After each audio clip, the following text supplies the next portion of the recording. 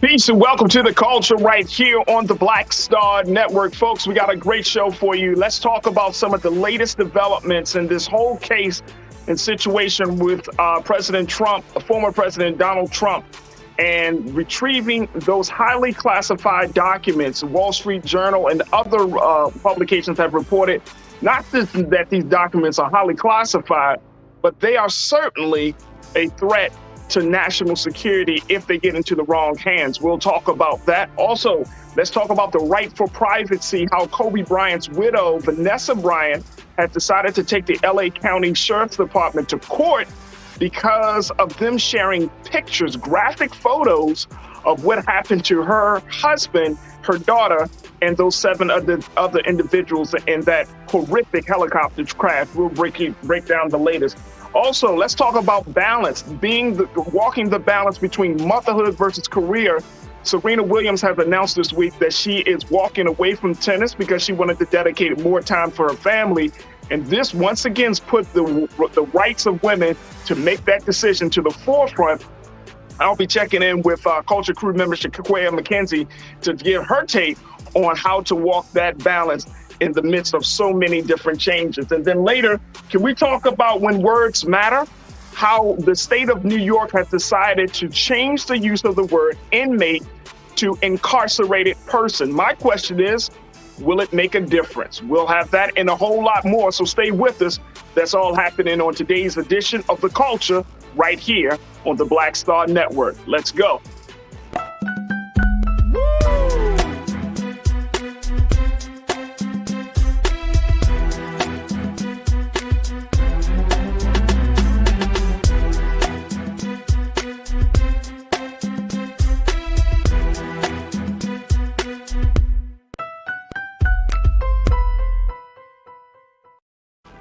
Folks, welcome to the culture right here on the Black Star Network. I'm so happy that you are able to join us this afternoon. Oh my goodness, happy Friday. And what a Friday it is after such an eventful week in politics and in other places across the country. But happy Friday. Thank you so much for checking in and tuning in today.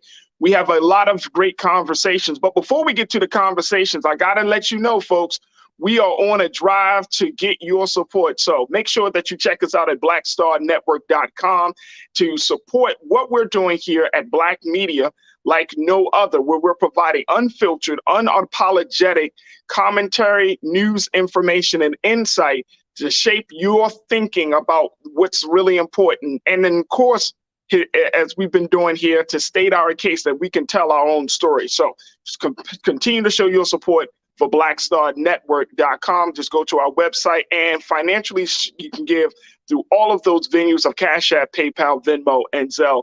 And of course, we thank you for your support. I want to thank each and every one of you for tuning in, and check a big shout out to my online culture crew that's ready to jump into the conversations that we have lined up for you. The first one, of course, is going to be about former President Donald Trump. Yes, folks, we got to talk about this because the big development that started throughout the earlier this week, and of course, yesterday, Attorney General Merrick Garland has gone on record to say that he wants to unseal the warrants the warrants to retrieve the documents, because he wanted the American people to know what the Department of Justice, what the FBI was looking for. And guess what? It has come out, folks, that they were looking for some very highly classified documents relating to issue of national security. And so the Wall Street Journal has reported that 11 documents, big, highly classified documents relating to nuclear weapons, has been retrieved, were part of the search in this whole situation, folks. And when you're talking about nuclear weapons, we know what's going on right now with Russia. We know what's going on with Ukraine. But having those documents in the former president's residence, where we don't know who may have access to them, is certainly a case of national security. Look, we're gonna have that conversation and so much more. We'll be checking back in. So stay with us. It's the culture here on the Black Star Network.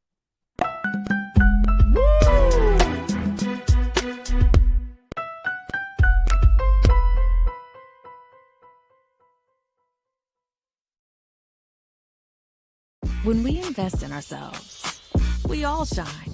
Together, we are Black beyond measure. I'm Deborah Owens, America's Wealth Coach, and my new show, Get Wealthy, focuses on the things that your financial advisor and bank isn't telling you, but you absolutely need to know. So watch Get Wealthy on the Black Star Network.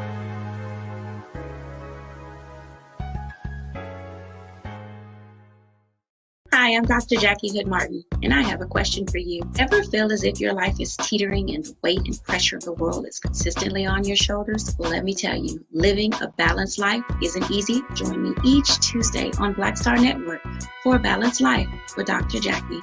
We'll laugh together, cry together, pull ourselves together, and cheer each other on. So join me for new shows each Tuesday on Black Star Network, A Balanced Life with Dr. Jackie.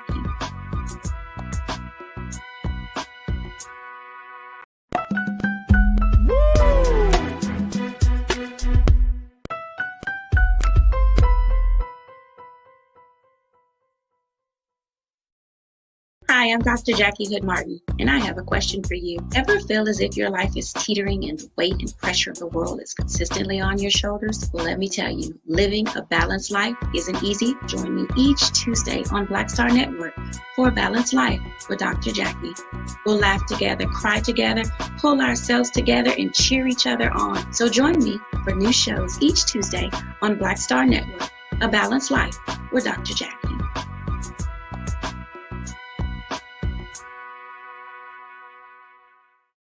Don't you think it's time to get wealthy? I'm Deborah Owens, America's Wealth Coach, and my new show on the Black Star Network focuses on the things your financial advisor or bank isn't telling you. So watch Get Wealthy on the Black Star Network.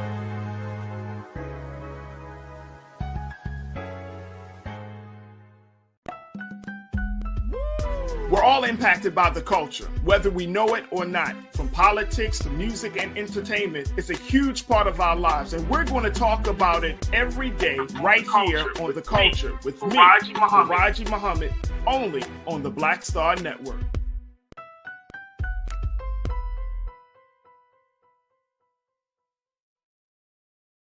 Pull up a chair, take your seat. The Black Tape with me, Dr. Greg Carr, here on the Black Star Network. Every week, we'll take a deeper dive into the world we're living in. Join the conversation only on the Black Star Network.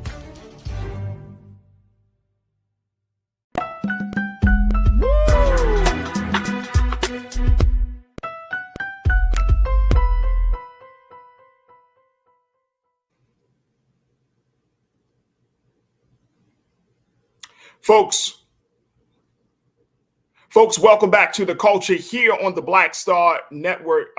We were just talking a little bit about the big development in the case of former President Donald Trump, how the former president has his residence, of course, we know has been searched. And as a result of that search, Attorney General Merrick Garland decided to put it out there yesterday that he would authorize for the unsealing of the search warrant to let people know what exactly was being searched for in the former president's home. Now, as has been reported by the Wall Street Journal, New York Times, and other publications, a lot of these documents that they were looking for were deemed to be highly classified documents. Those documents that included nuclear weapons. Take a look at here, folks. Folks are just asking, looking at it across the country.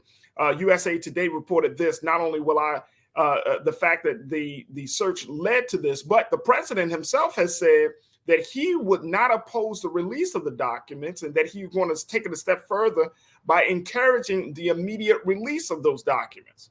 Now, according to the New York Times, the warrant shows the criminal status invoked related to obstruction and espionage because of the secrets and because of the nuclear information that was contained in those documents. 11 documents, folks, relating to nuclear weapons, and of course, the nuclear capability of the United States of America. We had a very extensive conversation with Brother Michael in Hopetep yesterday, talking about this, but we wanted to take just a few moments of today's show to bring you up to speed on the latest and to get our thoughts from our culture crew member, Shaquaya McKenzie, to get her thoughts on what we're seeing as this thing continues to unfold, where it looked like it might be one thing because the National Archives asked for some documents to be retrieved. And now, because of the nature of what these documents contain, it may take this whole situation to a whole new level. Do we got Shaquaya joining us in a few moments? All right, let's make sure we get her in. But I want to go to you folks and hear what your thoughts are about this as we just kind of shared this information. And I'm sure that some of you may have heard about this even late last night, that there were nuclear documents that were being retrieved in here. All right, let's bring Shaquaya in. Shaquaya, it's always good to hear from you, sis. Let's bring her in when you get a chance. Great to be Shaquaya, here. how are you? I'm good. I am so good. Good to see you again. Always glad to talk to you. How are you, bro? I'm good, sis. I'm good. All right, let's talk a little bit about this situation with President Trump. And folks, post your comments as we get to what you have to say as well. But Shaquaya, this is a crazy, crazy situation to say the least. But what's your take on everything that has happened over the past 24 to 48 hours? I love a full circle. It's one of the best, I'm, by trade, I'm an educator. I'm English graduate. I love good stories. And this is such a good story. Right. Big. The president the former president, that is, President Trump, has trampled over every obvious barrier in terms of what has been the only cusp of what people have tried to hold him accountable to. He got acquitted twice, impeached twice, and acquitted twice. I mean, he just runs through justice nothing can touch him, right? But you could love a good story with justice really at the footnote of it, because what we see here is that the National Archives gave Trump and his team a chance to give these documents up a long time ago, and he held on to them. And so now the FBI had to come knocking. Isn't that crazy that you thought you were so bullish that you could literally do everything you want? But at the time now that we're living in, for Merrick Garland to have given approval, apparently Joe Biden didn't know. We'll find out if that's really true or not. Either way, they're finally doing something about this man running rampant. I can absolutely believe he had nuclear codes. He already he already had an insurrection.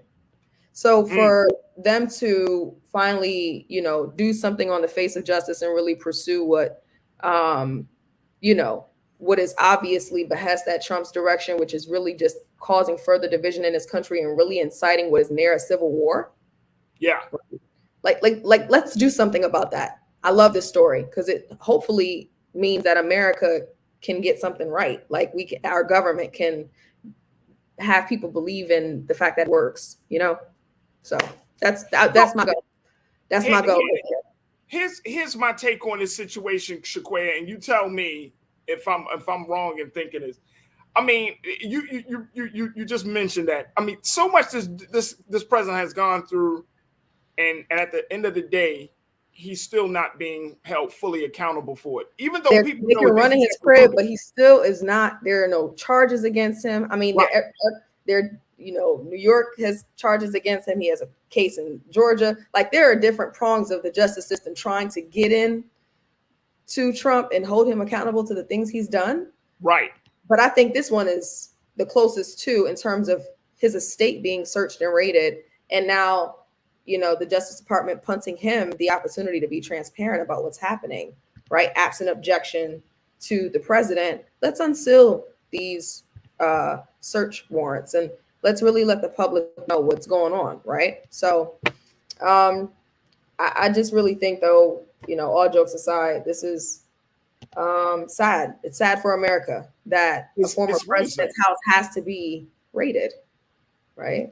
So that's and I think to keep this situation in that space is the important part for us to remember, that it's sad that a former president is in this situation right now. Here's the other part about it. Like, I feel like this might be like the Al Capone moment, maybe. Who don't know? Who knows with this guy and the way and how the Republicans would protect him. You know, Al Capone did every other thing you believe under the sun, but then it was like him not following, you know, the tax situation with the IRS really got him, right? It's too brazen. Right. You know what I'm saying? And it's like Trump did all this other stuff, but then he just carried some boxes out of the White House, and they just happen to have nuclear secrets and nuclear information. Like, if been waiting for these documents for over a year, right, they gave him his I can imagine the government's been knocking on his door, like, "Hey, bro, you got to bring to even for him to have had them this long." We don't want to make this a circus, but you know, it could be a circus. Merrick Garland said this yesterday. He said we have strong reason to believe, and y'all, if y'all work in the federal government, y'all know what I mean. That if the government says they have probable cause or they feel like they have strong reason to believe that you did something, most of the time, I mean, they're not going to bring all the guns on you. We know the matter of obstruction is obstructing to rightfully return these documents into the you know, in the cusp of the government. Who's leading the government right now? You left, bruh. You was voted out the job. You can't take the records with you, right? That's one thing. But the espionage, we know that Trump has friendlied up to many autocratic leaders around this world. That's the other part. And I'm not throwing out, I really am not throwing out conspiracy theories. I'm very far from a conspiracy theorist. I'm a common sensist, and we know that Trump has, you know, relationships and affinities with autocratic leaders around this world who very much so don't have America's best interest at heart. And he is currently in a position of, as he pursued the presidency, as he maintained his presidency, he looks to uproot and divide America in order. The contention is really for the purpose of his leadership, right? As are all dictators and autocrats. And so for him to have the nuclear codes, the espionage implies that there is perhaps some information sharing that has happened or occurred and has been investigated and is not being discussed openly. But what else is espionage, right? The espionage is about the sharing of information. Espionage is about plotting against your own country. You know what I'm saying? Using foreign resources for your personal gain, for your political gain, right? At the expense of the interests of your own country, of your home country. You know what I'm saying? And then I think that's an excellent point that you bring up, is the fact that he has such friendly relations, we know, with Russia. He has friendly relations with some folks in the Middle East. You know what I mean? I'm sure he has friendly relations with people in China. People that are not on America's friend list right now, right?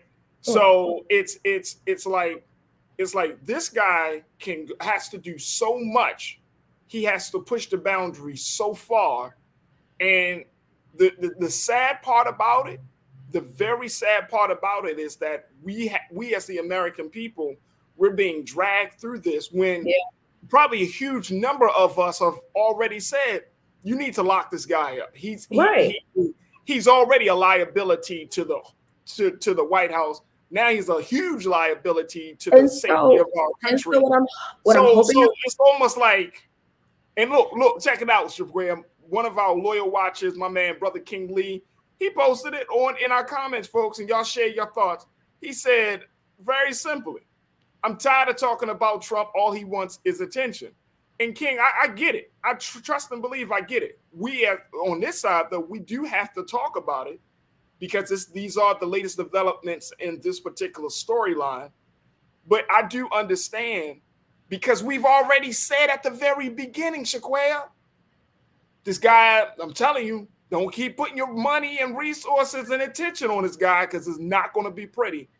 And look how this situation is unfolding as we speak. But I must say, more than attention, Trump wants power.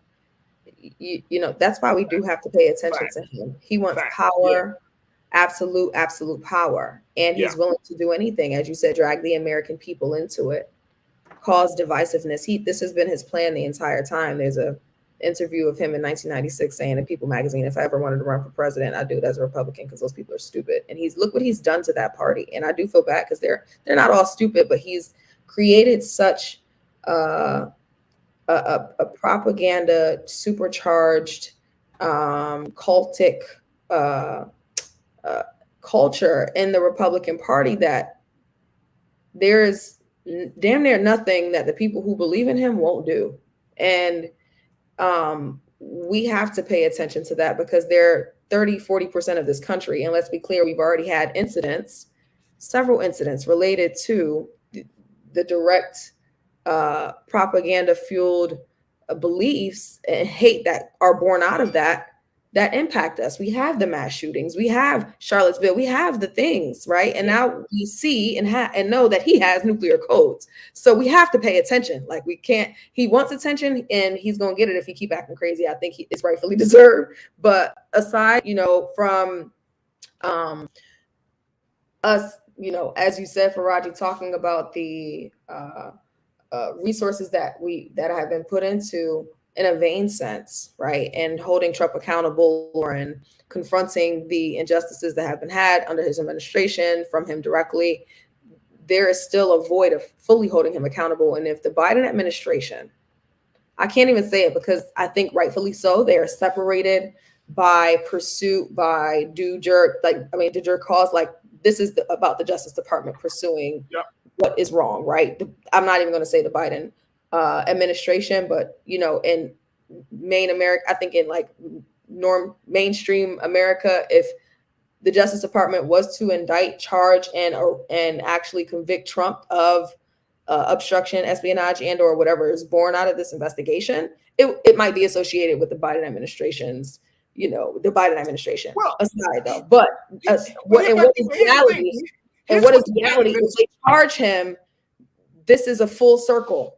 Because he has done so much to destroy this country, there needs to be something or somebody that stops this type of leader in our history, or it's going to continue.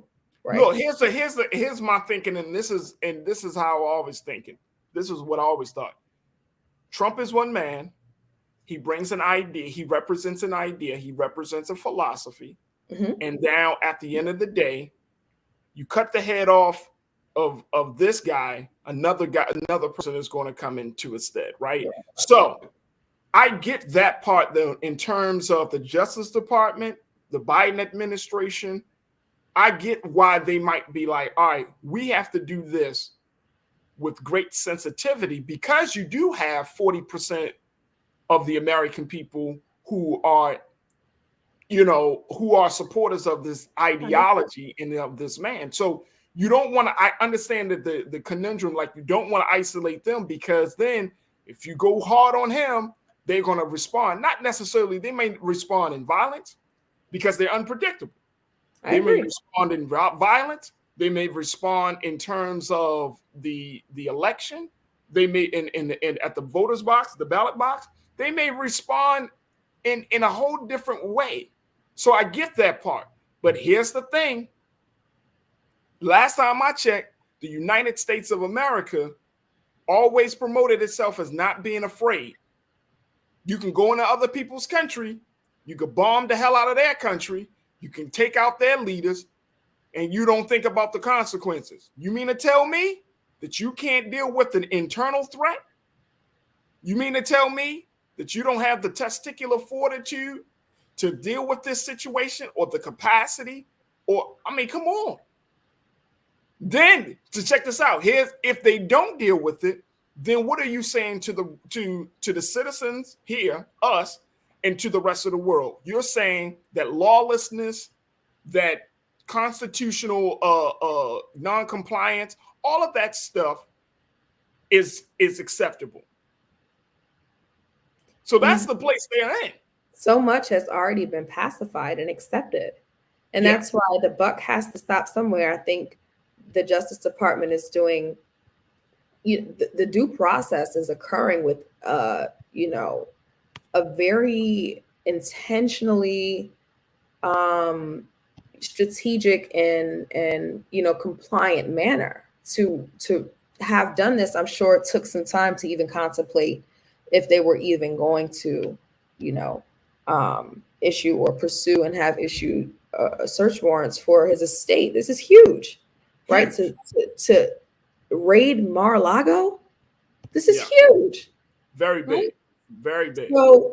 So I'm in complete agreement with you that I think it is important. I think they have, in terms of the Justice Department, even with, there was kind of some preface with this, with Merrick Garland having that interview with Lester Holt on NBC, right, a couple of weeks prior to this happening, where he was asked directly if he was going to pursue criminal charges against Trump based on what was coming out of the January 16th investigation at the Hill. And he, implied that he's going to pursue justice so far as, excuse my mince of words, but so far as he sees it, where there is something wrong will be called out and or, indicted. So I think that he didn't. So I think that to that degree,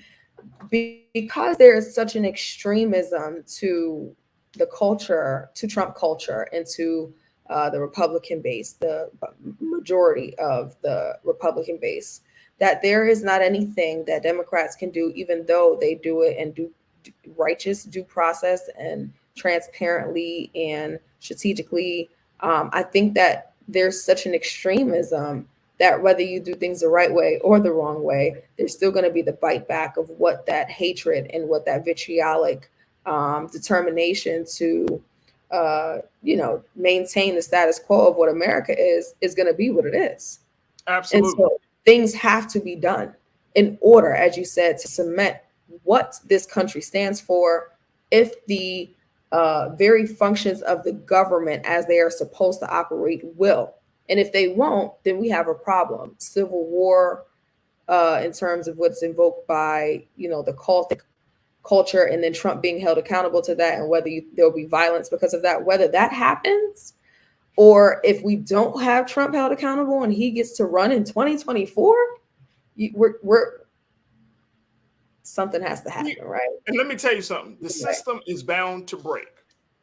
Either way, let's keep it real. If he's allowed to even be on the ballot, and I said it before, and I'll keep saying it, if he's allowed to be on the ballot, the system is going. I mean, enough has got to be enough. Something has to be said. It can't just be business as usual in this country. And I'm sorry, I'm not calling or saying that we should revolt. It shouldn't be business. The Biden administration, Department of Justice, Attorney General Merrick Garland, you got to like uproot this situation. You got to deal with this. You cannot allow this thing to just let the voters decide. I'm telling you, this thing is a cancer, and it's spreading fast. So we will see, because there's still parts that are being told that are being revealed.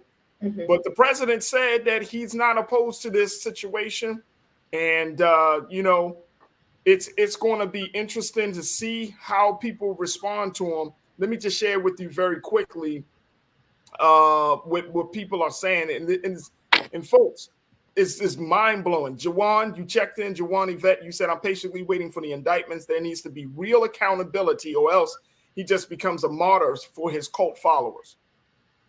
Yeah. Janelle, you checked in. Jawan, thank you so much. Janelle, you said the idea that there's still a large contingent of folks that believe that Cheeto Jesus deserves to get away with whatever is absolutely incredible. That's a good one, Cheeto Jesus. Yeah. Breitbart News have released the names of the FBI agents who did the search. Let me just throw that out there. And the Department of Justice has officially informed the judge in Florida that Donald Trump does not object to this unsealing of the search warrant. So we're waiting on the judge to rule on that situation. But again, Breitbart News has officially released the names of the FBI agents who did the search. For what reason? Because they were simply doing their job. Now civil strife. You want to put the names out of the FBI agents who did the search, who were just doing their job. Look, I'm Yeah. telling you, man, this is not good. Yeah, no, this is not good. At all. It's not good at all, folks. Let me just say this. Let's put it in this context, Shaquille, because you and I have worked in activism for years. If they're willing to do that to a former president, what do you think they would do to any one of us who say, and I'm saying from marginalized communities that have been oppressed by the policies of this country, and we decided to rise up? What do you think? This is a sign, folks. This is an unprecedented sign. Sophia, you said the fact they are chummy with the Saudis, especially considering how racist they are, is scary. And remember when those Russian diplomats came to the White House, but there was no transcript? Yeah, I remember that. Yeah. Yeah, I remember that. It's been a lot. Steph D checked in and said Trump has right to opinions and belief. He doesn't have the right to do the things he's done, mostly related to his former role. He doesn't. But guess what? If you don't check, if you don't enforce, then it's bound to happen.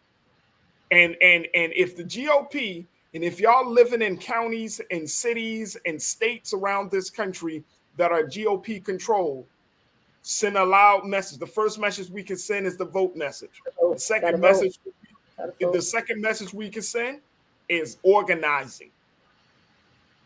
We got to get our strategy in order.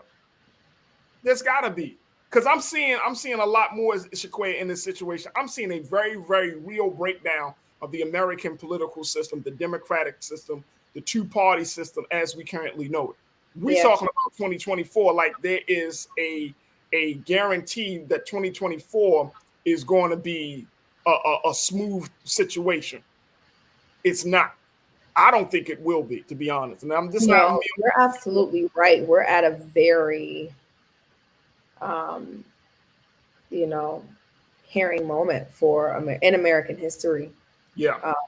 The two-party system has not effectively, really functionally to the full capacity or at its optimal capacity in terms of the two parties.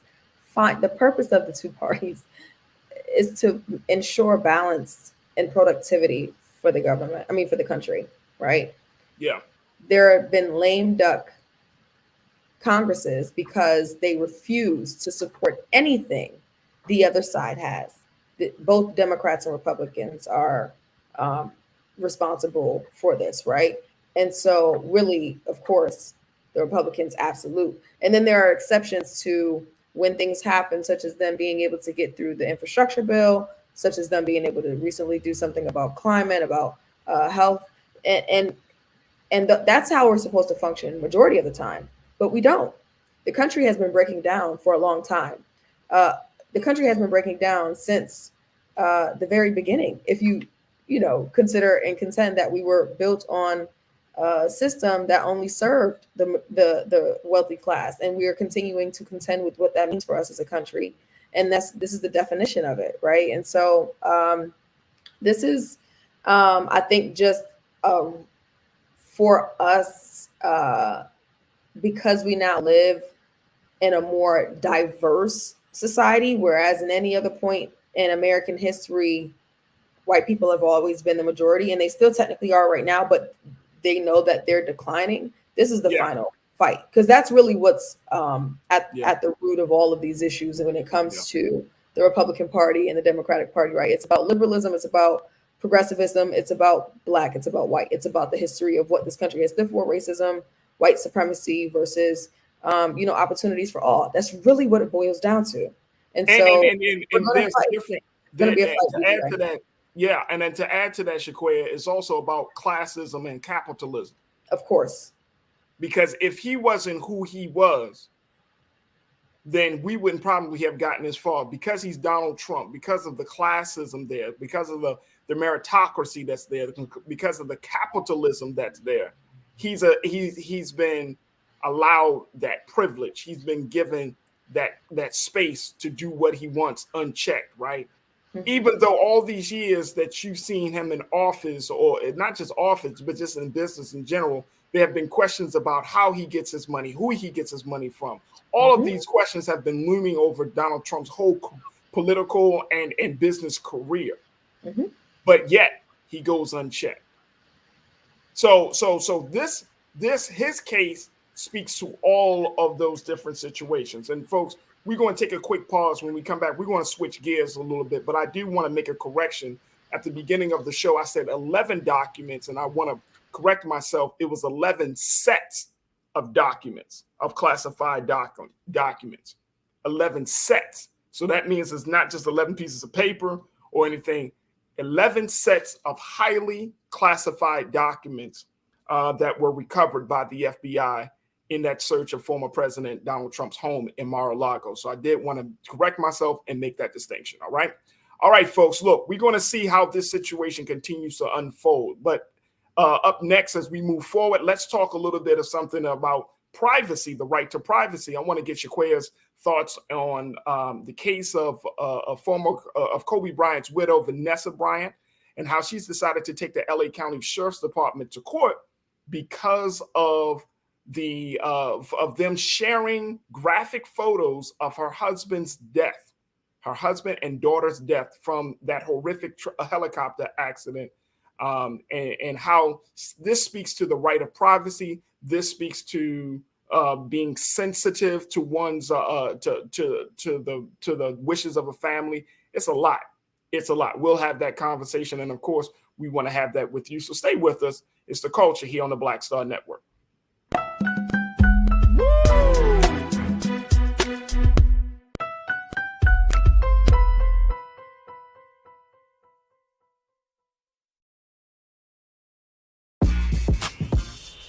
When we invest in ourselves, our glow, our vision, our vibe, we all shine.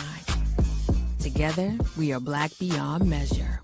Pull up a chair, take your seat. The Black Tape with me, Dr. Greg Carr, here on the Black Star Network. Every week, we'll take a deeper dive into the world we're living in.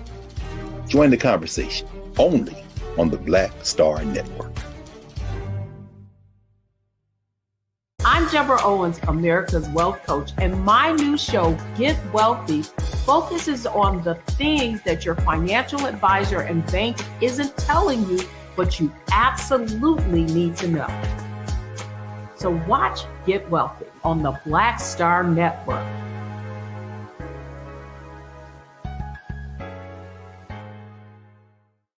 When we invest in ourselves, we all shine.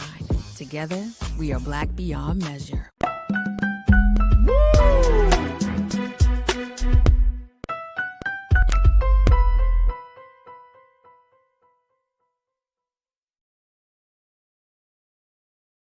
Folks, welcome back to The Culture here on the Black Star Network. Thank you so much for tuning in and joining us this afternoon. We wanted to have a conversation about the widow of Kobe Bryant, Miss Vanessa Bryant, who has decided to take her pain and turn it into some sort of power, as she has taken filed a lawsuit against the LA County Sheriff's Department on their handling of the photos of that horrific, tragic accident that took the life of her husband, Kobe Bryant, her daughter, Gianni, and 7 other individuals. Here's the situation here, folks. And we want to share with you a little bit of what Ms. Vanessa had to say, the situation in court, because this has been an ongoing fight for the Bryants, for Vanessa, as she has been trying to, speak up on the right to privacy, and that the LA County Sheriff's Department, individuals within the department, violated the family's right to privacy, and of course, sharing sensitive photos of the crime scene from that accident. Here's what her attorney had to say, and check this out, Keenan. Let's post this on there, please, brother. She said that Vanessa Bryant's attorney, Louis Lee, he told jurors in his opening statement in U.S. District Court in her evasion of privacy trial against the county that the cell phone photos shot at the crash scene, by a deputy and a fire captain were visual gossip, viewed for a laugh, and had no official purpose. They were shared by deputies playing video games, Lee said. They were shared repeatedly with people who had absolutely no reason to receive them. Now, an attorney furthermore around this case. An attorney for the county defended the taking of photos. Let me share with you what they had, what the attorney said on this. Keenan, she said, attorney for the county defended the taking of the photos as an essential tool for first responders seeking to share information when they thought they might still save lives at the chaotic, dangerous, and hard to reach crash scene in the Calabasas Hills west of Los Angeles. Site photography is essential, according to county lawyer J. Mira Hashmal in his statement. Let's bring in Shaquaya McKenzie, who is an activist, who is an educator, nonprofit organizer, and leader, to get her take on the right to privacy. Shaquaya, do you think that Vanessa Bryant has a point that this, by them sharing these photos the way they have shared them, with people who have nothing to do with this investigation, that this opened up the door for more pain to be inflicted, for her privacy to be invaded? Do you think that that she has a case here? She absolutely has a case. I actually read many court documents related to this case because I was intrigued by the principle of privacy in this matter. One, particularly because it bites at the edge of what is declared necessary in criminal investigation and or crime scene investigation, and how information is documented in the 21st century. The use of technology, phones.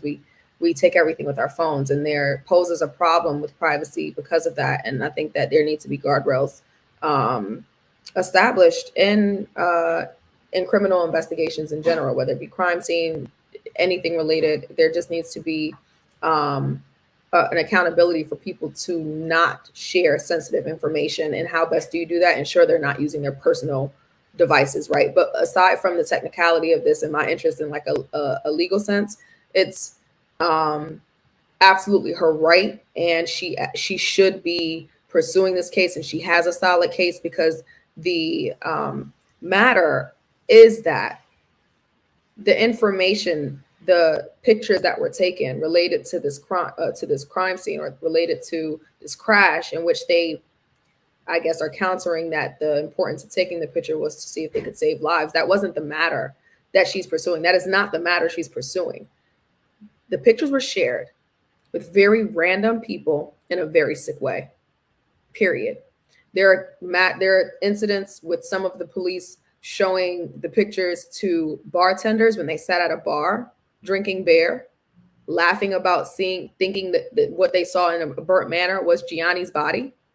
There are very sick incidents of how this picture was shared with people that absolutely weren't even close to the police department. They just so happened to be strangers because it was a picture shared and then shared over and over again.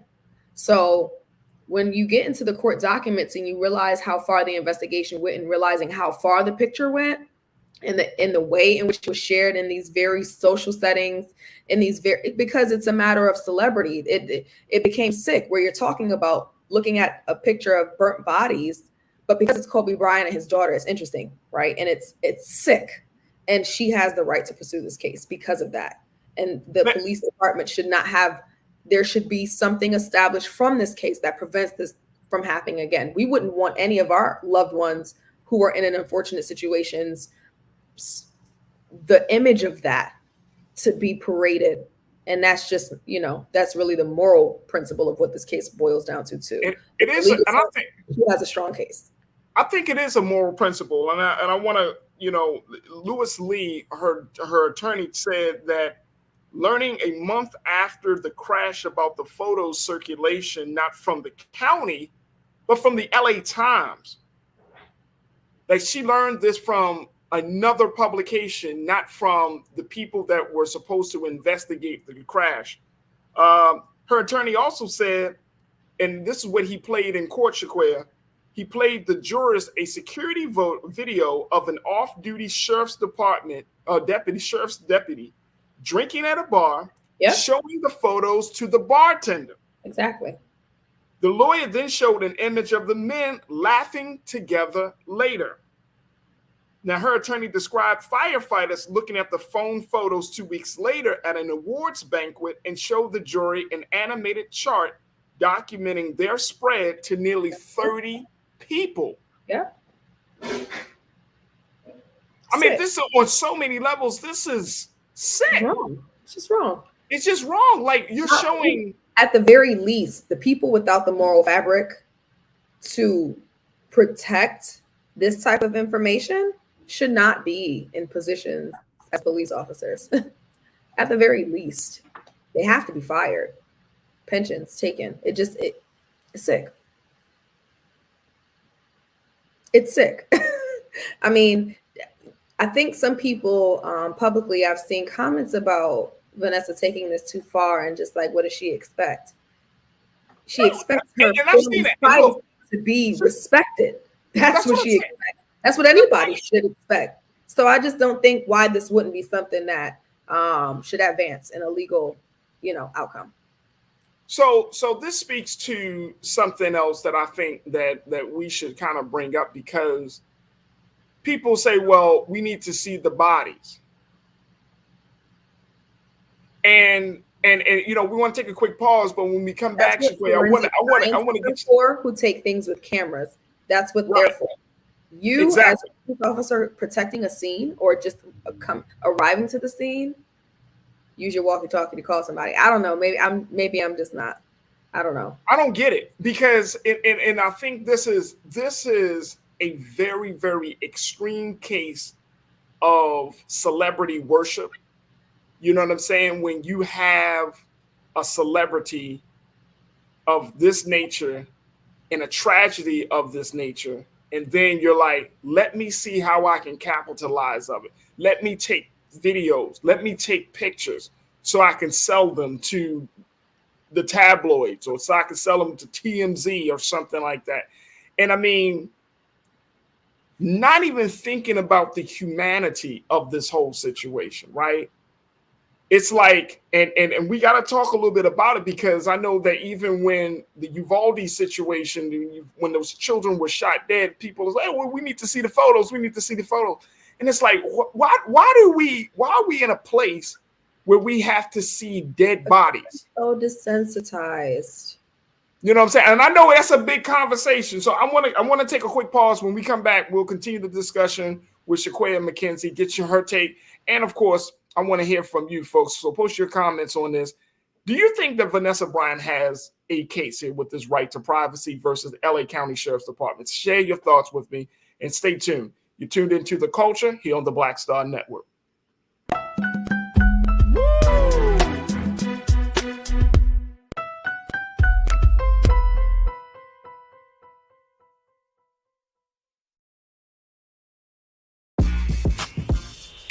When we invest in ourselves, our glow, our vision, our vibe, we all shine.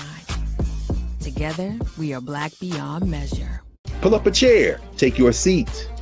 The Black Tape with me, Dr. Greg Carr, here on the Black Star Network. Every week, we'll take a deeper dive into the world we're living in. Join the conversation only on the Black Star Network. I'm Deborah Owens, America's Wealth Coach, and my new show, Get Wealthy, focuses on the things that your financial advisor and bank isn't telling you, but you absolutely need to know. So watch Get Wealthy on the Black Star Network.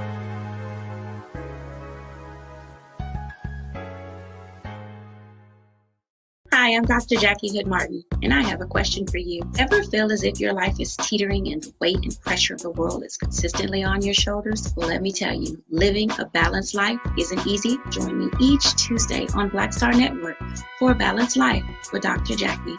We'll laugh together, cry together, pull ourselves together, and cheer each other on. So join me for new shows each Tuesday on Black Star Network, A Balanced Life with Dr. Jackie.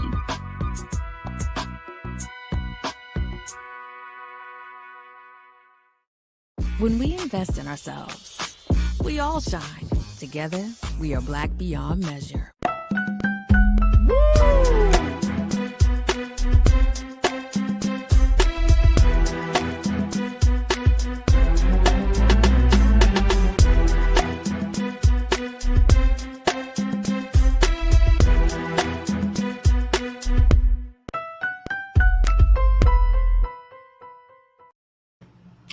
Folks, welcome to the second hour of The Culture here on the Black Star Network. Thank you so much for tuning in. We've been having some great conversation, talked about President Trump, and we started to talk about the latest in the case of Kobe Bryant's wife and widow, Vanessa Bryant, who is suing the who has decided to take the LA County Sheriff's Department to court for an invasion of privacy and sharing graphic private photos, crime scene photos of her husband, her daughter, and those who were killed in that horrific helicopter crash back in January the 26th of 2020. 2 years later, 2.5 years later, folks, we're looking at, Vanessa being in court. She was cried during the first day of court as she relived those moments. And most importantly, her attorney, Louis Lee, put it out there, the inhumane behavior of the LA County Sheriff's Department to take private photos, graphic photos on their own cell phones to be shown to people later on. Random people at bars, people on websites. And now they are in court to talk about the issue of privacy. I'm posing a question to you, and many of you are checking in and sharing your thoughts. Do you think she has a case? Many of you are saying, yes, she absolutely has a case. Let me just share with you what some of you have been saying, and then we want to hear again from our culture crew member, Shaquaya McKenzie, today as we look at this situation. But so many of you have been checking in and saying stuff, that this is more immoral. This is wrong.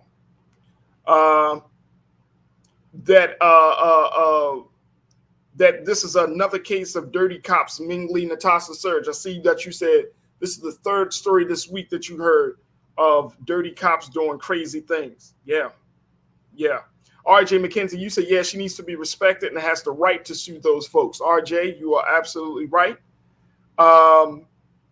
Mike Green, you checked in and said, this country has produced a large portion of moralless people. Chris V, I see you. You say, I don't even like seeing pics of people on their deathbed. I know I wouldn't want to be remembered in that state if somebody was trying to take pictures of me. How about that? Chris, I'm with you on that, bro.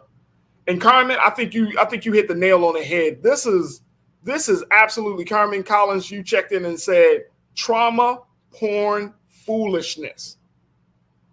I am so surprised how much we love to see somebody else's tragedy. Shaquaya, I got to bring you back in. I am blown away that we love trauma porn. Again, this is why I assert very strongly and support the fact that Vanessa Bryant, and I also think incumbent upon the entire tragedy, families of the members of the other people who were on that flight and tragically passed, it's important to stand our ground on where we stand as a society and what is acceptable. This is trauma porn. And I think that we are desensitized. I think that because of the toxic culture of viral or social media sensation or viral sensation culture, there is this complete disregard for privacy, for respect, for humanity. And I think that she has really fought. You have to be able to fight. I mean, she's grieving, right? So to grieve and then fight on behalf of your family, I think she deserves recognition in that. And I applaud her because I could imagine how hard that is as someone who is in the limelight all the time and have people take for granted your very pain, trauma, tragedy. And this is a reputable figure. This is Kobe Bryant, an American superstar. So for this to be able to have happened to him is not, there has to be a line drawn. Somebody, I'm glad it's Vanessa Bryant. I'm not glad in the sense that this is a tragedy. This is horrible. Yeah. But you have to stand up for what's right. And I'm glad that she's doing that.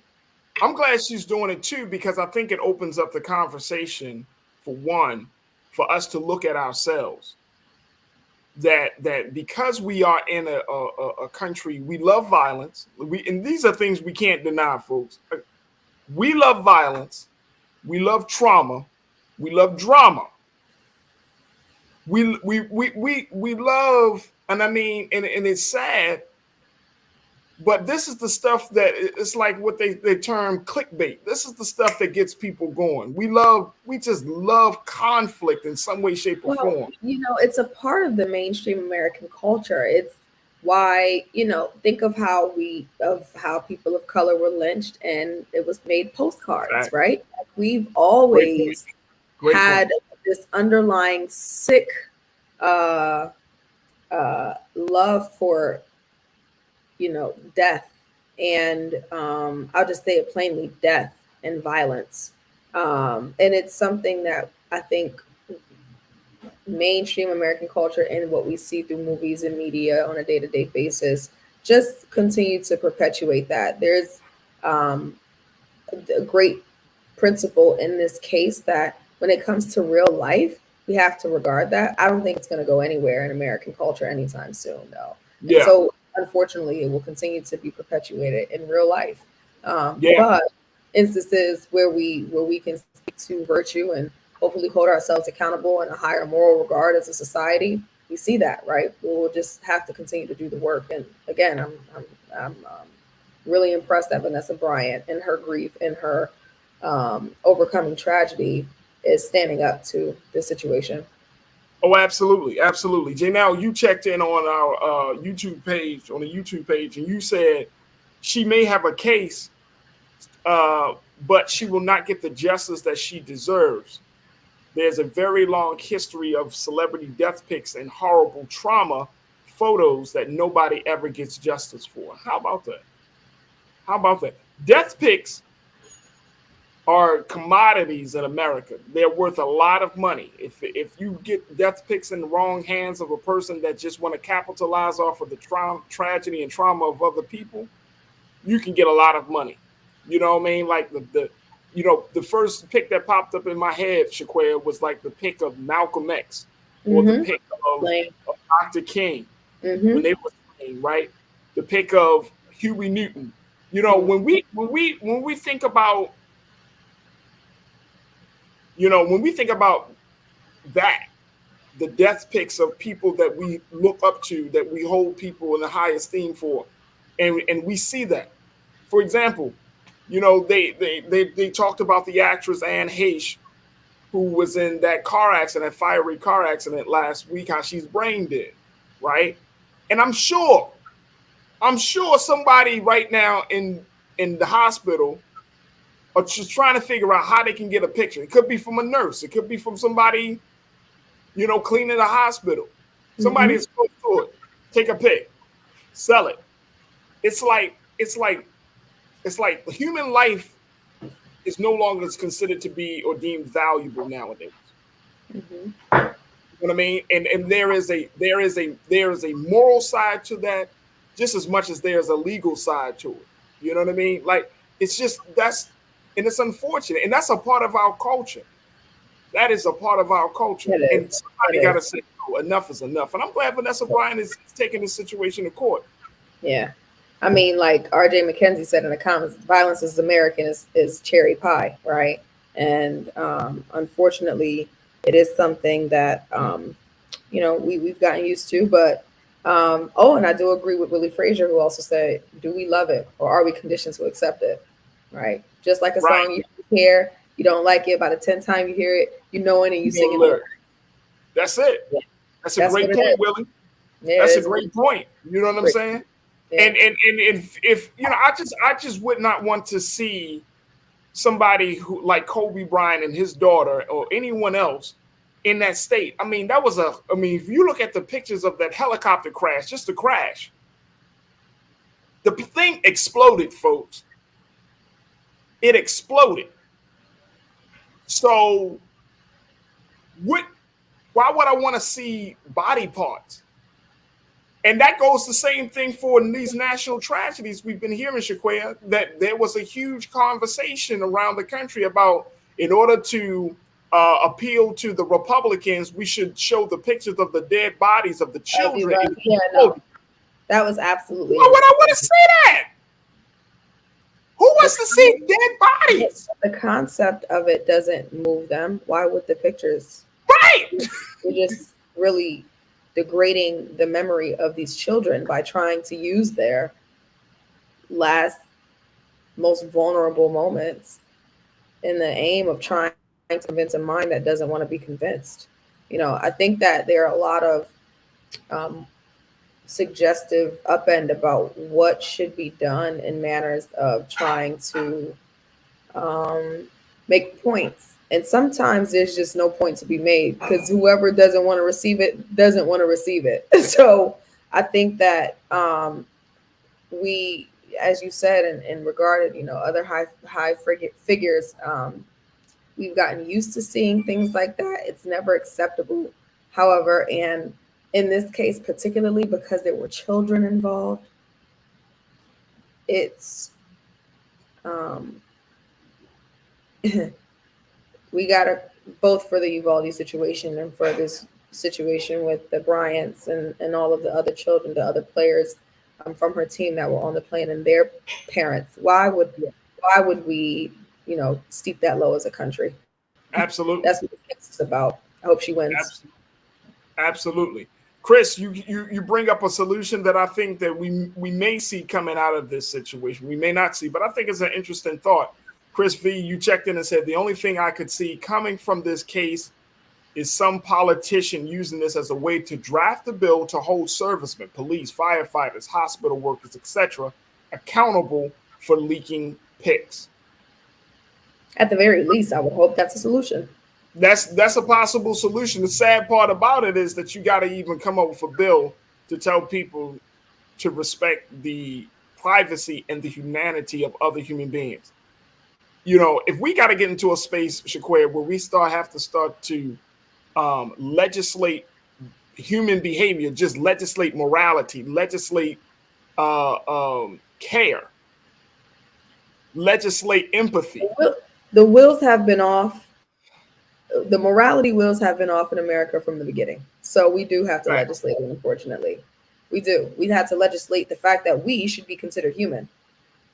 We've got to legislate it. That's what it boils down to, and that's why voting is important. Right? I'll stress that once more time again. It is hopefully an outcome that at the very least policies within the department, the LA Sheriff's Department and or other parties that were involved, maybe the LAPD, right? Things need to change.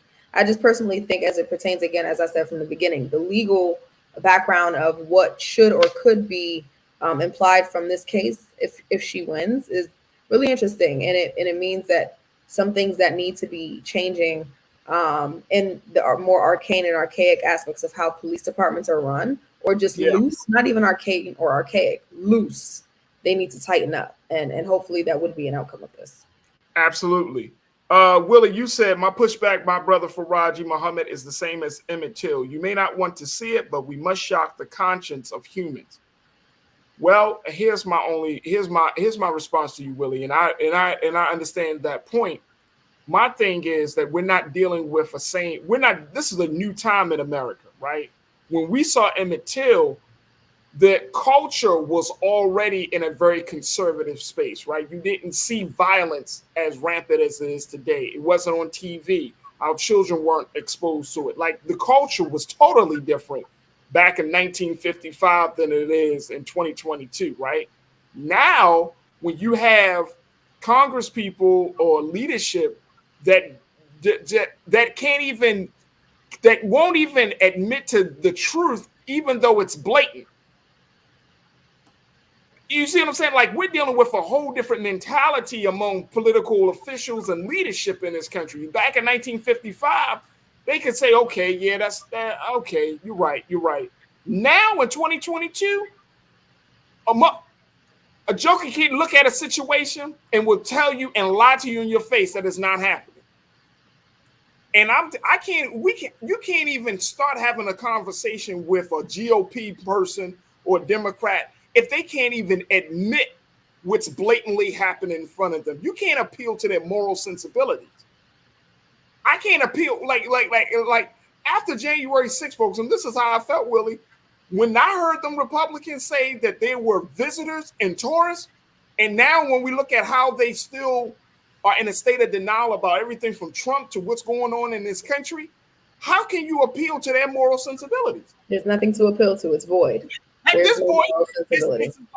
And as Mike V said in the comments, in a capitalist system, there is no morality. There is morality, but it's the morality that conservatives maintain is this Anglo-Saxon, evangelical, Anglo-Saxon too, but evangelical parade of what their version of morality, right? Which is conservatism.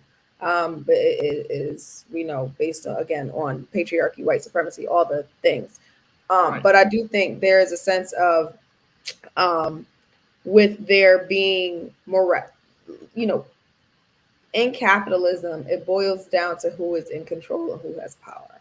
Yep. And I agree with Mike V in that sense. We have to legislate morality in this country because otherwise we are ruled by wealth. And wealth does not have a moral principle basis to it. It's just about who is in positions of power. And with the system having been set up and operating as it is, again, it would revert back to, the systems of patriarchy and white supremacy that continue to have the power. So yes, we have to legislate morality. Have to. And see, when you get to that point where you have to legislate morality, when you get to that point where you have to encourage humanity, then we got to operate from a different place. That's all I'm saying. I would love for things. I would love for events that are happening, these things that are happening right in front of us, that are unfolding while we're living right in front of us, to have an effect on people. But it don't seem to matter. Right. Even before Uvalde, we were having mass shooters. Didn't seem to matter. We were, even before Kobe Bryant, you saw pictures of white people celebrating and having parties at the lynching of black people. Doesn't even matter. How much time, how much more do we need to say than say that something is wrong? You're taught right and wrong when you are a child. You mean to tell me that you need to have all of this influence? You need to be convinced. You're a grown-ass person in a position of power and leadership and influence. You need to be convinced about right and wrong? Or even at the face of this case, what's ironic for me is that Vanessa Bryant is arguing against the misuse of these pictures, right? And she's not arguing even about the fact that they took them. Yes, at behest is like, why did they take them, right? If it was not in the interest of investigating truly, or if you all claim it so, why did it end up in this manner? And so, why did it end up playing out in this manner where 30 plus people had access that weren't related to the police department, had access to these images? But what's ironic is that the defending powers of the LA Sheriff's Department is saying we had to take these pictures, right? Like, it doesn't make sense. Absolutely. You're not breaking down how, why, the mismanagement of it. It's interesting. So I think that if that continues to be the focus, then, aside from the moral pushing, it's just the facts of how things were managed. Absolutely. Absolutely. Look, we got to take a quick pause. When we come forward, I want to get some final thoughts from Shaquaya as we talk about another big issue that I've been reading about, which is the balance between motherhood and career. Serena Williams is talking about is planning to retire after the U.S. Open, and it has opened the conversation back up about a woman choosing her family over her career. We'll get Shaquaya's take, and I certainly want to hear from you. So stay with us. That's the conversation and more is coming forward as we talk about those things here on The Culture, right here on the Black Star Network.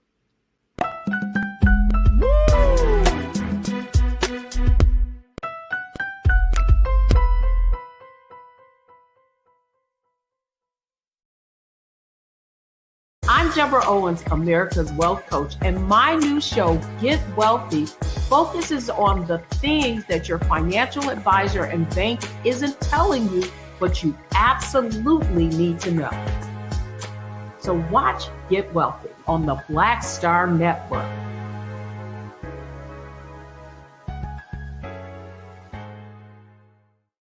When we invest in ourselves, we all shine. Together, we are Black beyond measure. Hi, I'm Dr. Jackie Hood Martin, and I have a question for you. Ever feel as if your life is teetering and the weight and pressure of the world is consistently on your shoulders? Well, let me tell you, living a balanced life isn't easy. Join me each Tuesday on Black Star Network for a Balanced Life with Dr. Jackie. We'll laugh together, cry together, pull ourselves together, and cheer each other on. So join me for new shows each Tuesday on Black Star Network, A Balanced Life with Dr. Jackie.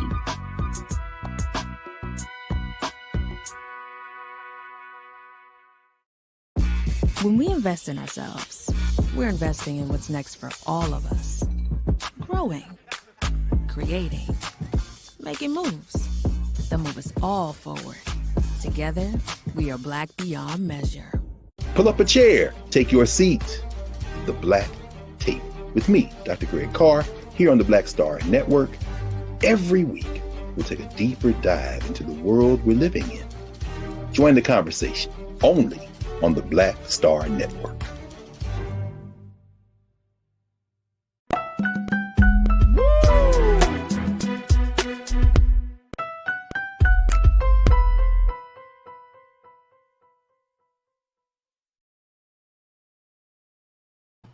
Well, folks, if you did not know, tennis great Serena Williams has decided to call it quits after the U.S. Open this year. She penned a piece for the September edition of Vogue magazine, where she graces the cover with her daughter to talk about the struggles of being a professional, high-profile tennis player and celebrity with her family. And so she said after all of these years, she's always put professional, her career first. And now she wants to move forward on choosing her family. And this has sparked a lot of conversation about a woman's right to choose family over the career. And we wanted to just get a few moments with Shaquia. She has time with us today to get her thoughts on this move. And I want to share with you what one writer from Essence, the features editor, Brooklyn White, had to say about this very quickly. Then we're going to go to Shaquia. It says that the tennis star is retiring after. Let's go back to the first quote there, Keenan and Lise, where she talks. Brooklyn says the idea of doing it all is fascinating, primarily because it is relegated to women who are balancing our personal and professional lives. Fatherhood is not merely as all-consuming. Furthermore, it has not truly been required to be. Mothers, on the other hand, are required and expected to give all and be all. Balancing both and taking care of yourself is a frightening plate-spinning trick. Sometimes you have to lovingly put down one of the sticks. So this is talking about the situation of being a mother and having a very, very active career. Shaquia, I know you got a few moments left with us today, so we're greatly appreciative of your time. But what do you make of Serena Williams' decision to move forward on spending time focusing on her family and to forego a very, very illustrious career as a tennis great?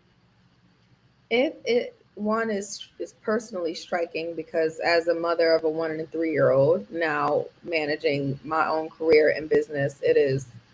And as being aspiring to be a lawyer. You can't forget that part. It is something. It is not easy. It is not easy. And I completely agree with her that there is inherently a responsibility more incumbent upon mothers to be more present in the child's life, especially in the most informative years, newborn to 5. And if her and her husband are considering expanding their family, I understand why she would put the stick down, if you will.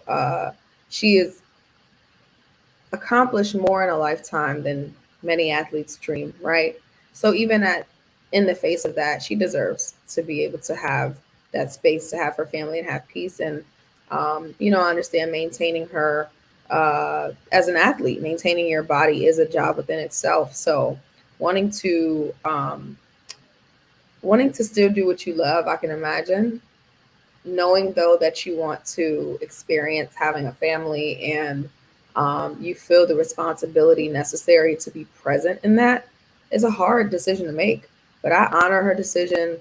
I think she's going to continue to be extremely influential in the athletic, or in her, in sports, in tennis. And I just know that the matter is something that most women can relate to. And it's good for us to talk about as a society the weight that we bear. But I think that there is some grace in her stepping away. I mean, how old is Serena Williams? How do we know how old she is? Serena Williams is, let me check on that. That's a good question. She's in her 30s for sure. I mean, in later years in her 30s. So I mean, even to be this age and still active and excelling in the sport is just amazing. So it's just like, it's tough. We hate to see her leave the game, but she deserves her flowers. She's 40. Look at that. I think it's a good time. I think it's a good time to step away, especially if you want to have another child. She's talking about having another child. Her daughter says that she wants a little sister. Yeah. So she's 40, and tennis is a grueling sport, like a lot of sports, right? It does a lot. It takes a lot on. It puts a lot on your body. Yeah. And so I agree. You know what I mean? Like if we look at those accomplishments very quickly, Keena, I know you posted them before. Let's post some of the just a little bit. Yeah. Run down the side of Williams. Look, she's retiring after a long career breaking boundaries and obliterating expectations. This comes from the New York Times. On her own terms, she announced her decision to retire in an article in Vogue in a way that felt unapologetically her own. She's been a beacon of Black excellence. She achieved greatness without ever masking the struggles it took to win, especially as a Black woman. Let's continue with this. The other points of that. She has a career that's on top. She has won her first Grand Slam in 1999 when she was 17 years old. Over the next 2 decades, she became the sport's most dominant force. And when it comes to her legacy, while emerging as the face of tennis, she, along with her older sister Venus, changed the face of the sport, carrying the load for the nation's aspirations. Not to say that, let's add the fact that their story has been told through King Richard, that this story is always going to be a source of inspiration for Black girls across this country and around the world. She has made her mark. She sure has. They both have, both her and Venus. Right. And they made a mark. You know what I'm saying? So rightfully so. I get her point in evoking the reality that balancing motherhood and career is hard because it is. But she has done so exceptionally well at being a historic figure in the sport that she can put that racket down. And I think all of us are excited about her ability to really flourish in her family life, getting that peace, after you've done so exceptionally well. You deserve it. You deserve that happiness. Really quick, Shaquaya, because I know you got to jump off, but what's the point if you're making that much money? Because I know a lot of people talk about the money side. If you are given that much exposure, if you have access to that much resources, at the age of 40, it's time to shift gears and go into other things. And I know she got other business ventures she wants to do. You know what I mean? And the sky's the limit in terms of the impact that she can still make, because you still have young tennis and young Black women athletes, from Naomi Osaka to, I don't know, Simone Biles, even though they're not in the same sport, but the level of dedication, you can always kind of like recreate and redefine the sport through the next generation. So people tend to forget, like people say, well, what about her legacy? Her legacy has already been cemented. Oh, it's she's good. But she can do more through the next generation. And I'm sure she will. I'm sure she will. She's an iconic figure. She's not going anywhere. She's just putting the racket down. And so that's what I'm excited about. Even to see her in new and transformative positions in her, in Hollywood, I'm sure, and media. We know I'm excited to see what she can do or will do. Absolutely. We're excited to see what you're going to continue to do too, Shaquaya, because you're doing big things, sis. And you are an aspiring attorney. You are a nonprofit leader. You are an organizer. You're an activist. You're an educator. I mean, and you're a mom. And you're a mother of two beautiful children. So, we continue to support you here on The Culture, and we thank you for your time with us this afternoon. Oh, this is family. I love being here. I'm so happy to be back. Keep it going. Keep it going. Farajii, I'm so proud of you in this I appreciate that. Thank you. I appreciate that. My sister Shaquaya McKenzie checking in as always on Fridays. Thank you, Shaquaya, for being so good for the culture, sis. Peace and love, people. All right, folks, let's keep the conversation going. What's your take on Serena Williams deciding to call it quits for tennis and move it and focus on her family? Post your comments. We're going to take another pause. When we come back, I'm going to get to your comments and get to your thoughts. And then I got some more stuff to share with you, especially when it comes on the side of trends, posts, and doing the most. So stay with us. A lot to get to in the final 30 of The Culture right here on the Black Star Network.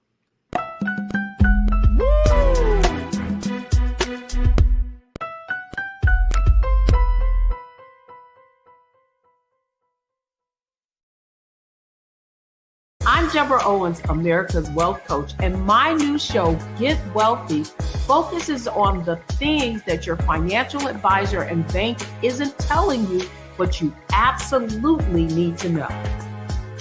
So watch Get Wealthy on the Black Star Network.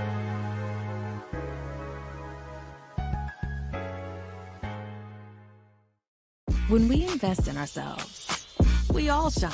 Together, we are Black beyond measure. Hi, I'm Dr. Jackie Hood Martin, and I have a question for you. Ever feel as if your life is teetering and the weight and pressure of the world is consistently on your shoulders? Well, let me tell you, living a balanced life isn't easy. Join me each Tuesday on Black Star Network for a Balanced Life with Dr. Jackie. We'll laugh together, cry together, pull ourselves together, and cheer each other on. So join me for new shows each Tuesday on Black Star Network, A Balanced Life with Dr. Jackie.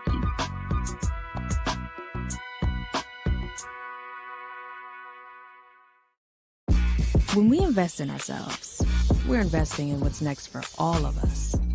Growing, creating, making moves that move us all forward. Together, we are Black beyond measure. Pull up a chair, take your seat. The Black Tape with me, Dr. Greg Carr, here on the Black Star Network. Every week, we'll take a deeper dive into the world we're living in. Join the conversation only on the Black Star Network.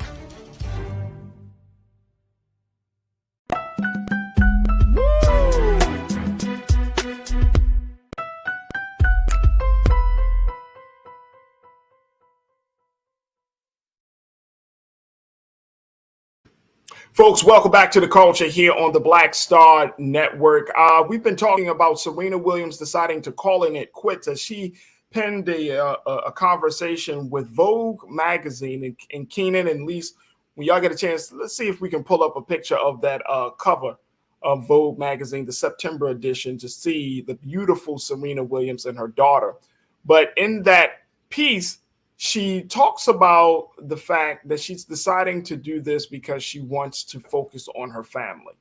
And I know that is often a take that many men take sometimes, right? Men often say, I'm deciding to step down because of I want to spend more time with family. But when women takes it seems to be different. It seems to add to this view that women are not capable to handle high-profile, stressful careers, or that women aren't, are so maternal that they shouldn't be in the business world. A lot of madness. Let me just say that these are myths and these are a lot of madness. But I wanted to get your take on this as we talk to Shaquaya, who is a working mother, a mother who is looking to do things and as an attorney and as a nonprofit leader.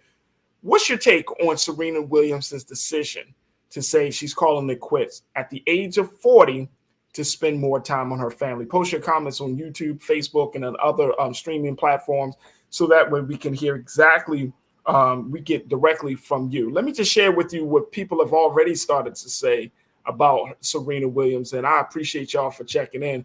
Janelle, you always got something to say, and I always enjoy your commentary. You say, Farajii, the fact that she is over 35, suffers from migraines and blood clots. There are more things that she has to think about physically when it comes to trying for more children. Facts. Absolutely. You folks, and this is not just about the woman's body, it's about all of us, right? When you're over the age of 40, your body operates differently, right? So, we can't deny that. The other part about it is that, if you have medical conditions like Serena suffers, and, you pointed out migraines, blood clots, when you have these conditions, when you're putting that extra stress and strain on your body because you are an athlete, it does affect you. It does affect you. And, I think of like Tiger Woods. I think of football players. I think of baseball players.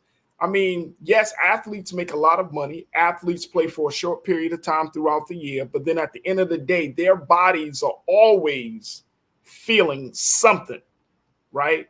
They're feeling the pain from a year ago, from 6 months ago. They're feeling the strain of their profession. So, I think to your point, like that is absolutely right. That at a certain point, your body starts to slow down. And again, you got to know when to say when your body, and I taught this to my son. I said, son, learn how to listen to your body. If your body rejects certain food, don't keep eating that same food and just say, well, I'll just take some medicine, forcing the food upon your body when your body is saying, this is not good for me. And unfortunately, we live in a time where we don't learn from nature. We don't learn to listen to our bodies. We don't learn to listen to adhere to history, because we often just put ourselves through the rigors and put ourselves through so much stress. For what? That if we just listen to our bodies, if we just listen to history, if we take lessons from the things that have already happened, we can probably be a lot further along. So it's a great point that you're making, Janelle. Thank you so much. Zoe, good to hear from you, Zoe. Zoe, you said before announcing her retirement, my husband stated she needs to quit before she ruins her record. Her game has been off. She has worked hard. Now. It is time to enjoy the fruits of her labor. Right. End while you're on top, Zoe. Your husband is absolutely correct. The last major game that she just played, she lost. And it doesn't take away from anything, right? You know what I mean? Like, everybody can't be a winner. Like, everybody, can't always play and then win while you're on top. Tom Brady, I'll never forget, Tom Brady said this to Peyton Manning. If you're a football fan, he said, play until you suck. Which I think is interesting. Like, you play until you can't play, which is something that I think is in direct contradiction to this, stop playing when you're on top. Because sometimes when you're successful at your craft, when you're successful in your sport or your profession, it goes to your head like, oh, I can keep going on forever. So sometimes you need a loss to bring you down to earth and say, you know what? This may not be the one thing. You know what? I might be losing my touch here. So I agree. I definitely agree. Enjoy the fruits of your labor, man. You've been doing this for a long time, Serena. Enjoy your time with your family, with all that you have been able to gain and earn. Enjoy it. Enjoy it. Thank you, Zoe, for checking in. Let's go to who else we got here? Willie, my man Willie, back for this conversation. You said, let's not forget that this was a young woman's sport. She flipped that logic on its head because the young black girls she's inspired. Exactly. Tennis is a hard sport to play. A lot of these sports are young men and young women's sports, right? Football, baseball, tennis, these are young people's sports, and it's okay. Like, you can't play until you're 45, or you can't play until you know what I mean? It's like hip hop. Very few people going to keep rapping until you're 55, 60 years old. Just nobody's going to, just a different connection, different set of rules. But for this, it's a young person. I think of Naomi Osaka. I think of Coco Gauff. I think of all the young sisters that are coming up behind Serena that were inspired because of Serena. This is a great move. And if she puts more emphasis on these young ladies, on these young dynamos, and say, you know what, these are the next generation. These are my young sisters, and I'm watch them be great, and really take them under their wings. Woo! Your legacy, Serena. Woo! Your legacy will be crazy. But here's the thing. I hope she doesn't get, and Willie, see if you agree with me on this or not, bro. I hope she doesn't get to that place where she feel like because she's not playing, she still won't make an impact on the sport. When everything you do, any one of us in our craft or our profession, even for myself, I think about it. I need to figure out like who are going to be the next voices, right? Who are going to be the next voices for Black media? I'm still a young man, but I'm already thinking about these things. Like, yo, I need to make sure I bring a young brother like a Jules, and you see some of the voices here on the culture crew, because I want to make sure that I want to put them in a position. No, I'm not old and decrepit, and I just don't want to get in a space where I'm thinking I'm all the way. I got it all together. It's not the case. It's certainly not the case. All right, let's go back. Let's go. RJ, you checked in. Willie, thank you, brother. I appreciate you as always. RJ, you say Serena is an example of a loving mother. She sure is. She's a beautiful woman, loving mother. She got it. She made some choices in her life.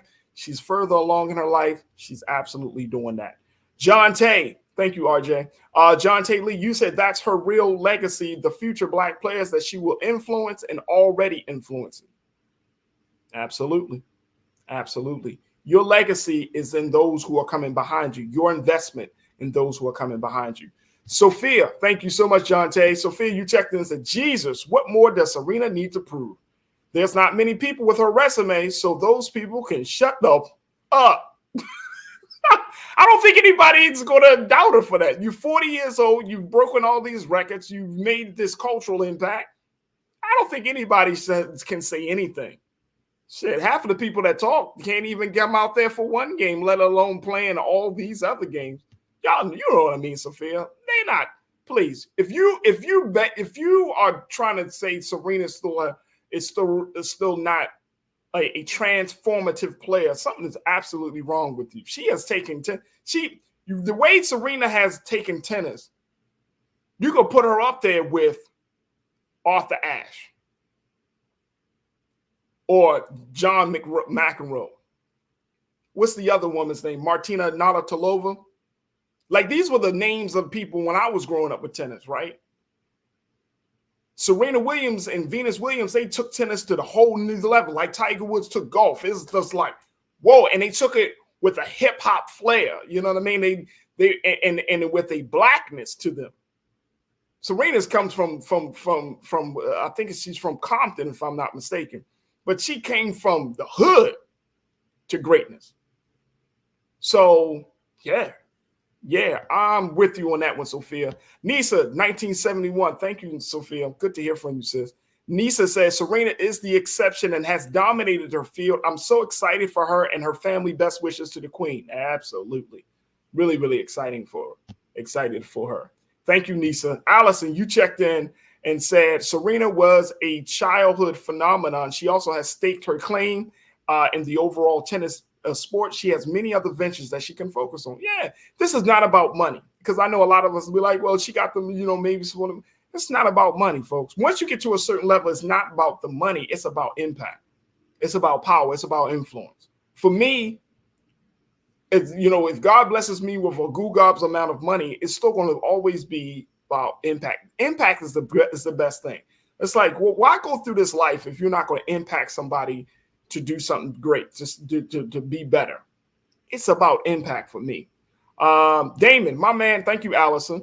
Damon, good to hear from you, brother. You said, I love that Serena Williams, Tiger Woods, Simone Biles are the GOATs in their individual sports. Yeah, absolutely.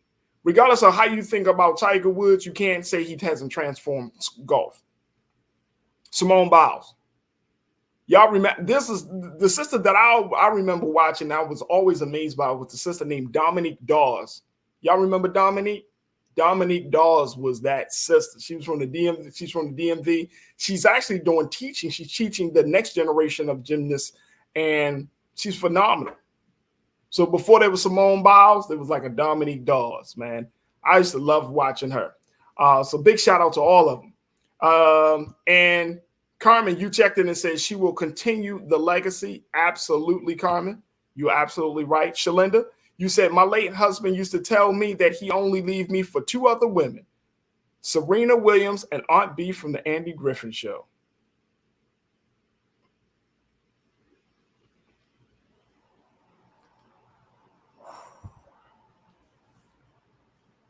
I'm going to let the online culture crew handle that. I'm not even going to respond. I'm not going to respond to that one. You had me at Serena Williams. You totally lost me at Aunt B. Thank you, Shalinda. Aunt B. Oh, okay. Chris, my man Chris. I still love when she's pissed off some white folks when she crip walked on the court. Facts. Facts. Gotta remind them. Good. Thank you so much, Chris. McCall, I was expecting you. I was waiting for you, McCall. McCall says Serena Williams, the greatest of all time in tennis. She absolutely is. She's up there. She's she's right there on the Mount Rushmore of tennis. Mount Rushmore of tennis. Thank you, McCall. Good to hear from you. And Ferdinand, you said you got the money and now Impact, but it's about records at this point. Yeah, it's certainly about records. Yeah, it could be about records. But you know what? Records are made to be broken. Somebody's going to come out behind you. You've already made your impact. Don't stay in the game too long, longer than you need to be. Somebody's always going to come out behind you. There's no reason for you to make that type of impact. All right? Appreciate you, Ferdinand. Look, I'm still tripping off of Shalinda's comment about Aunt B. I'm really tripping off of that. How you gonna put Serena Williams in the same space as Aunt B? I never looked at Aunt B like that. Wow. There we go. All right, look, we got to take a quick pause. When we come back, let's talk a little bit about got something for you. I'm going to figure it out which way I want to go with these conversations. Stay with us, folks. We got a lot to do. Just got a few moments left on today's show, so stay with me. It's The Culture right here on the Black Star Network. Aunt B.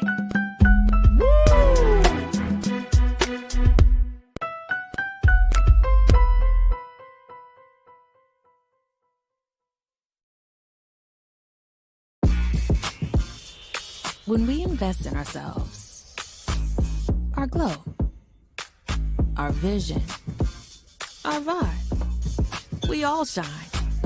Together, we are black beyond measure. Pull up a chair, take your seat. The Black Tape with me, Dr. Greg Carr, here on the Black Star Network. Every week, we'll take a deeper dive into the world we're living in. Join the conversation only on the Black Star Network. I'm Deborah Owens, America's Wealth Coach, and my new show, Get Wealthy, focuses on the things that your financial advisor and bank isn't telling you, but you absolutely need to know. So watch Get Wealthy on the Black Star Network.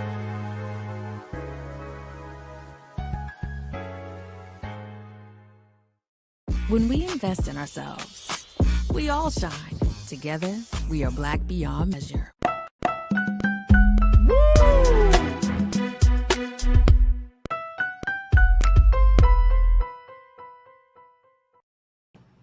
All right, folks, it's time for Trends, Posts, and Doing the Most. Your favorite segment as we talk about what's trending, what people are talking about online and on social media. All right, so my man King Keenan got the cover. Before we go to this is going to certainly trend. Hey, King Keenan, show us the cover of Vogue with our sister Serena Williams on that joint and her beautiful daughter. We're going. There we go. Woo! Hold up. Move, you got to move that, but there we go. Look at that, y'all. Look at it. Serena Williams. Fashion's new world with why everything's changing and who's behind it. And, of course, Serena's farewell. I'm terrible at Goodbye. Isn't that a beautiful picture? I really like that. That's dope right there, man. That's dope. That joint is fire right there. Man, look at the daughter. Oh boy. Oh man, you gotta love that. You gotta love that. Keenan, thank you so much for posting that one, man. Wow. Let me move on. I don't even want to mess up the picture. So y'all can expect to see that on newsstands everywhere. But Serena Williams is saying goodbye to tennis and hello to motherhood and family and other ventures. That is what's good. All right, folks, let's talk about what's trending right now. So this must be the time of when power brokers in the music industry has all, and some people have actually said this, that they've all come together to say, you know what, we're going to put out our albums this year. All right, so we know that Drake has put out an album. Kendrick has put out his album. Beyonce has put out her album. And guess whose album dropped today, folks? Hey, look, do we have the cover art for this artist? I don't know if it's I don't know if we can put the cover art for Meg's up there. If you did not know, hip hop artist, Houston native, Grammy Award winning Meg Thee Stallion has decided to drop her album today called Traumazine. Checked out the video to announce her album.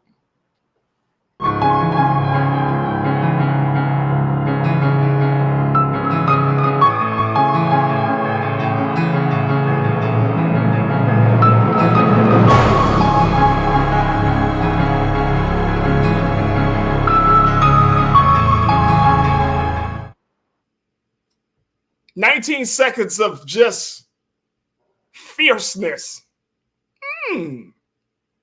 Now, you know, the album dropped today. Y'all know we do have a member of Meg's hotties. Iman is a huge Meg Thee Stallion fan. So on Tuesday, I'm gonna, you know, let's have the conversation. Give you a couple of days, folks, to kind of take in what Meg is putting out, right? And, you know, let's have a conversation about the impact that it has on the culture, and what you expect from this dynamic hip hop artist. All right, so this is her sophomore album, folks. Y'all remember her sophomore album. The first one was called Good News, and it produced a lot of hits from that one, a lot of hot singles. You know, she had Savage and the Savage remix, which won a Grammy for her collaboration with Beyonce, and so many other hits. So it's supposed to be fire. And I'm seeing fire. What y'all checking for Meg like that? Okay. Yeah. So y'all remember Meg's first album, Good News. A lot of people talked about it. A lot of people were bumping it. So I'm wondering, you know, do y'all have some high expectations for her album? If not, Sophia, you checked out. You sound like my wife, Sophia. Sophia said, great workout music. Yeah, Nero, she does. So she definitely works out. She goes hiking to Meg. She does have that type of music. I'm not going to take that away from her. Yep. Carmen, you said you're not interested. Carmen said, not interested. Not over here, Carmen. I hear you. Yes, Brother King Lee, you my man. And King, you said if Sister Iman gives it a thumbs up, then I will trust what Sister Iman says. You know, I'm waiting to hear what Iman has to say about this one. So, yeah. And Willie, you said what, everybody ain't broke after Beyonce's album? No, broke how? How, Willie? We streaming nowadays. We ain't buying units. We just paying a monthly fee, bruh. Ain't nobody broke.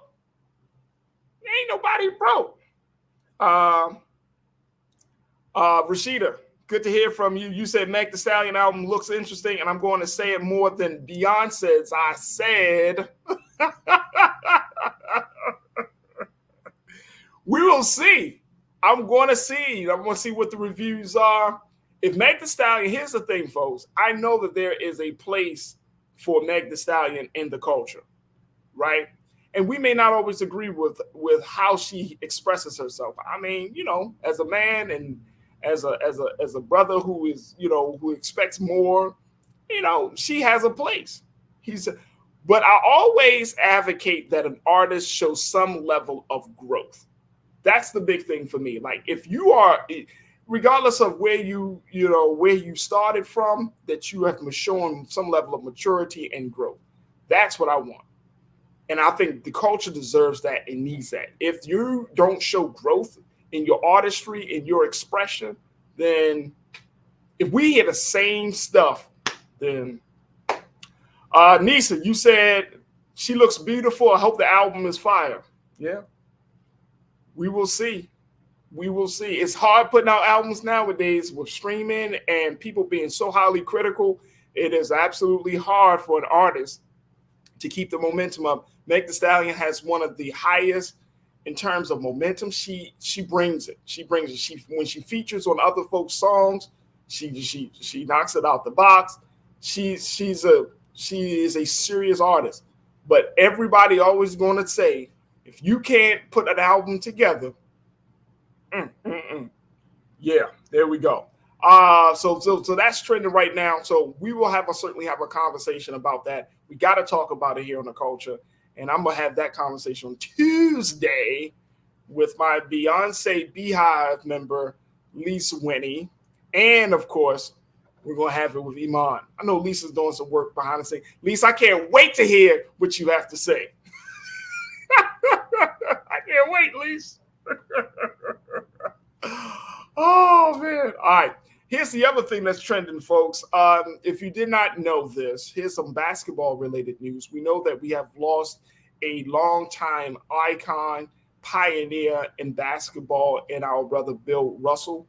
And now the NBA has officially announced that all 30 teams will retire his jersey. How about that? How about that, folks? Yep, Bill Russell's number 6 will be retired in the home stadiums of all 30 NBA teams. And as a result of his contribution, his legacy, the impact that he has made on the NBA. And I'm very excited about that because, you know, we definitely need to big up all of the pioneers of the game. But the other thing about Bill Russell is that he was a man about his civil rights. He understood social justice before we even came up with the term of social justice. He always stood on making sure that there's a voice and a space for those who felt like they were voiceless, those who felt like they were not taken and being considered and marginalized. So big shout out to the NBA for at least acknowledging the greatness of our brother who has won 11 championships. I mean, more than Michael Jordan, more than Kobe, but he has never strayed away from inspiring and instilling wisdom. And to your point, let me make sure I'm seeing as Rob did that. You said he was ahead of time. I agree with you wholeheartedly. He certainly was ahead of time. He was a model basketball player because he not only was a team player, but he was a community leader. So thank you, Mr. Brother Bill Russell. There we go. All right. Also in the basketball world, let me just share this final piece as we close out the show. Did you know, let me make sure, about Michael Jordan, speaking of the great, Michael Jordan's jersey. There is news that his jersey that I think he made, and Keenan, tell me if I'm wrong about this, brother, but there is trending right now that his jersey from the 1998 finals was going on sale for $5 million. Yup, there it is. At an auction, $5 million? For a jersey? I know you sneakerheads out there, y'all probably figuring out, how do I get my hands on something like that? Yeah, $5 million, folks, for Michael Jordan's 1998 NBA final. I think that was the final, if I'm not mistaken. I think that was, if you first, let me just go back. This jersey was iconic because it was like they were on that major run for the NBA Finals. But I think, if I'm not mistaken, and Keenan and Lise, y'all tell me if I'm wrong on this, I think that was the final championship that he won with the Bulls. Yeah, that was the last championship. That was the last championship that he won with the Bulls. And that was the season. That was what was the documentary that was made, which was a hell of a documentary. If y'all didn't see that one, The Last Dance, if you didn't see that one, yeah, The Last Dance, fantastic documentary. I absolutely love watching that. I know a lot of people had talked about it and all of that, but I'm saying as a documentary, that really showed you what was going on in that final year of the Bulls reign of the NBA. So, but yeah, $5 million. Brother King Lee, you said $5 million? Hell no. Keep the sweat. Keep the sweat. Yeah, bro. I hope they cleaned it. Let me stop playing. They cleaned it. They cleaned it. $5 million for a Michael Jordan jersey. Wow. That man hasn't played ball in what? 25 years or something crazy, and he's still getting money. Crazy. All right, folks, that's what's been trending, posts, and doing the most. I appreciate each and every one of you for tuning in for this afternoon show. I thank all of my fantastic Culture Crew members of this week and my special guest this week. I can't thank my team enough. My man King Keenan for making this production so well. Lise, thank you so much for your work on the production and being a part of the team behind the scenes and in front of the camera. I want to thank Joel and Shannon, my producers, and Ariel for making it all happen each and every day here. And I want to thank my fantastic crew of just culture analysts. Man, oh man, we enjoy having their insight and commentary. But I can't say thank you to everybody else without first thanking you for tuning in each and every day. Welcome to all of our new watchers and new followers here on the Black Star Network and the Culture. Thank you so much for tuning in. And I thank all of my online Culture Crew for the unconditional love that you've shown as we go through all of these changes and making sure that this broadcast is happening each and every day. So I thank you so much for your love and your support. Make sure y'all follow me on my social media. I changed my social media, and I want you to be friends with me at The Real Farajii. At The Real Farajii. Had to move past my other page because it's gotten all crazy. But follow me at The Real Farajii. You can find me on social media. You can find me at Farajii on Twitter as well. And let's continue to have the conversations that's most important. And, of course, I can't thank you enough for your already continued support of the work that we're doing here at the Black Star Network, but we still need financial support. So let your friends and family know that they can support Black-owned media that is not afraid to state our case and tell our story. Support us right now at blackstarnetwork.com, blackstarnetwork.com, and you can support us financially. You can share our content, and most importantly, let people know that they can download this app, download the network for free on all of their devices, and continue to support Black media at its best.